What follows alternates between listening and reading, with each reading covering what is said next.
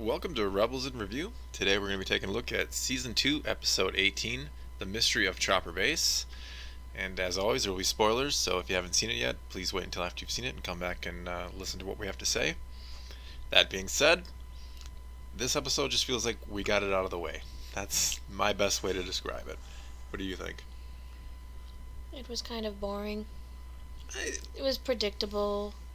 Most episodes are predictable. I think it's one of the biggest problems of the show is you usually can see where things are going. I mean, there were a few highlights. There were a couple lowlights too. Let's go over your lowlights. What did you really seem to have hated this episode? I wouldn't say I hated it, just found so many holes that it bothered me. I'll try and list them in episode order. We never found out what planet they're on. We never found out why they called it Chopper Base. The only assumption being that Chopper, with the help of AP5, located this new base. But they never referenced it as that. We never found out what happened to Dicer. We just didn't bother to look for her.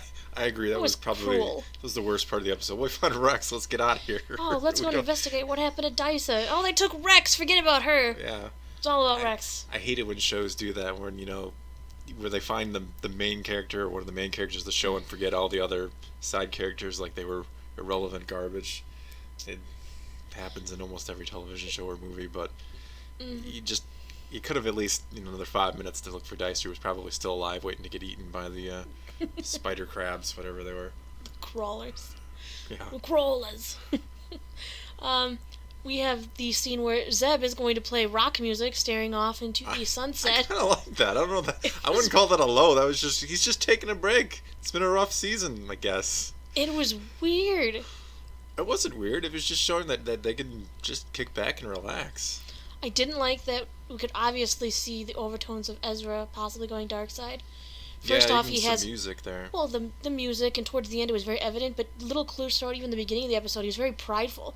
Oh, the last of the Jedi is gonna die because Zeb won't come help fight the creepy crawlers. I mean, come on. You do a great Ezra impression. Shut up. Anyway, there were a lot of hints in even with when he was like, I got this with the spider crab, and he failed, and he failed again at the end. I don't know if that was just to show that he's too overconfident, or is that to show that there are just some creatures he are beyond his control, or I tend to believe it was his overconfidence was shining through it multiple times. Even one of the things I found most interesting was at the beginning where he mentions that him and Kanan had dueled to a draw how many times. Like, how far has this kid come? I mean, beginning of the season he could barely turn on his lightsaber. Now he's granted Kanan's freshly minted Jedi Knight, but he's dueling him and doing them to a standstill. No, I also didn't like how our expert, how Rex, our, clone captain, marksman, couldn't hit a giant eyeball. And the thing had like 6 of them. It had eyeballs all the way around that little eyeball area, even in the back. But he and Sabine had some trouble hitting them. I liked your comment that they should make their ships out of whatever their hide were made out of, because they could. I mean, that thing was taking cannon blasts at point blank range and getting knocked back a foot, and that was about it. Electroblast and no, they should all make armor out of them. It's something, because these things were burly. That's all I know. But yeah, I found it funny that nobody could hit those things in the eye, even though they had about 10 eyes and they were huge, and a lot of times they were shooting literally 3 feet away at these things that weren't moving all that fast. These are just little gripes about a show that is obviously not meant to be as authentic as, say, the Star Wars movies. Not that they're exactly beholden to science and the laws of physics at times, but I think they were still better than Rastars. Well, let's talk about probably your highlight of the episode, Hera and Kanan. Go ahead. It was actually a beautiful story within the story. It was the only part of the story worth watching. That you could really see their relationship. You could see how upset she was about him leaving, but she knew he had to do it, but she didn't want to burden him. But you could tell there was turmoil in her, and that Kanan was a little bit oblivious. And the end when, they finally, kind of, I'll be back. I'm not leaving. I'll, forever. I'll be back. And she just wanted to, be together, and we should do this together, and I have to do it alone. And it was a very touching moment between the two of them. It was Any worth the chance episode. Kanan doesn't come back? I mean, something's gonna happen next week. I mean, One of them's not coming back. a good chance we'll make a video discussing our predictions for that sometime during this week before the episode. So if you're one of the few people that listen to us, check back in a couple days. We'll we'll have that up. But I think there's a chance Kanan doesn't come back. A small chance. They almost hinted at it so much that I think it's still too early to lose Kanan. I think something will happen that they think they lose Ezra, that they think Ezra might be dead, but he's actually alive and with Darth Maul turned to the dark side. I think it would be great if he becomes Maul's apprentice. That, they all think he's dead and they have to mourn this loss, and Kanan will take it super hard because he's like his best friend / father / teacher, mentor person, and I think something's gonna go wrong in the battle and he'll think Ezra's dead, but Ezra won't be dead. He'll just be evil when he sees him next. There's no way Ezra dies. No. I mean, it's Ahsoka or Kanan or maybe even Darth Maul. I mean, any of those three. Obviously, Vader's not gonna. We know there's some people that aren't gonna die next week, but You mean Vader's gonna make it? I think he's gonna make it.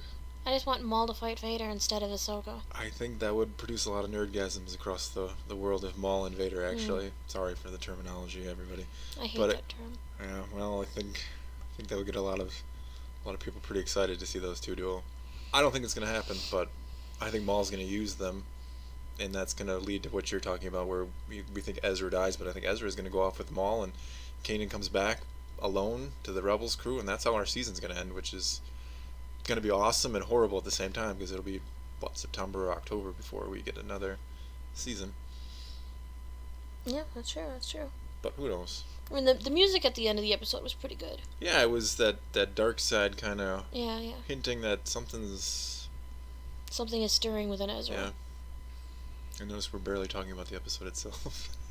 What is to talk about in the episode? I don't know. Kidnapped by giant spider crabs, rescued from giant spider crabs, discovered you can build a fence to keep them out. Yeah. End of story. A lot of times I say, the episode was good. It's just that we're waiting for the finale. This time it was just like I said, it's an episode we got out of the way. That's how I felt about it. I did like that you get to see AP5 again. I think he's going to be Chopper's buddy. C-3PO, yeah. I don't know if he needs it. Chopper needs a friend. I don't think Chopper has friends. That's why he has AP5. Well, like I said, I don't have too much more to say about the episode itself. Good chance we'll do a video in the next few days discussing more of our thoughts on the season finale, and then of course we'll be back next Wednesday discussing probably an extra long Rebels in Review. Until then, that's about all we got. If you'd like to hear more of our opinions or see what we're up to, come visit our Twitter page at tel_concha club. Hope to see you there.